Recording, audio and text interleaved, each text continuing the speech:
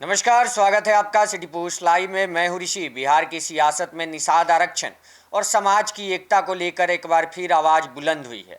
VIP chief और son of मल्लाह के नाम से मशहूर मुकेश सहनी ने मधुबनी में बड़ा बयान दिया है, जो अब राजनीतिक गलियारों में चर्चा का विषय बन गया है। विकासशील इंसान पार्टी के संस्थापक और बिहार के पूर्व मंत्री मुकेश सहनी शनिवार को मधुबनी जिले के अरेड स्थित बलाइन में आयोजित भव्य मां कमला मेला में शामिल हुए।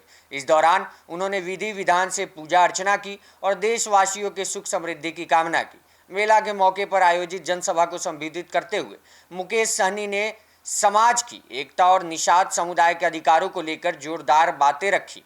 मुकेश सहनी ने साफ शब्दों में कहा, हमें वैसी मलाई नहीं खानी जहां अपने समाज का कल्याण नहीं हो। उनका यह बयान सीधे तौर पर सत्ता और भागीदारी की राजनीति पर सवाल उठाता है। उन्होंने कहा कि उनका संघर्ष सिर्फ पद या सत्ता के लिए नहीं, बल्कि निषाद समाज के सम्मान और अधिकार के लिए है। वीआईपी चीफ ने निषाद आरक्षण को लेकर अपनी मांग दोहराई। उन्होंने कहा कि जब देश के अन्य राज्यों में निषाद समाज को आरक्षण मिल सकता है तो बिहार में क्यों नहीं। उन्होंने कहा कि अब समय आ गया है कि समाज अपने अधिकार के लिए एकजुट होकर आवाज उठाए। सहनी ने यह भी कहा कि राजनीतिक दल अब निषाद समाज की ताकत को समझने लगे हैं और जानते हैं कि अगर सम्मान नहीं देंगे तो समर्थन भी नहीं मिलेगा। मुकेश सहनी ने जनसभा में मौजूद लोगों से एकजुट रहने और अपने अधिकार के लिए संघर्ष करने की अपील की। उन्होंने खास तौर पर युवाओं और अभिभावकों से कहा कि वे अपने बच्चों को शिक्षित करें ताकि आने वाले पीढ़ी को संघर्ष ना करना पड़े। उन्होंने कहा, अगर आज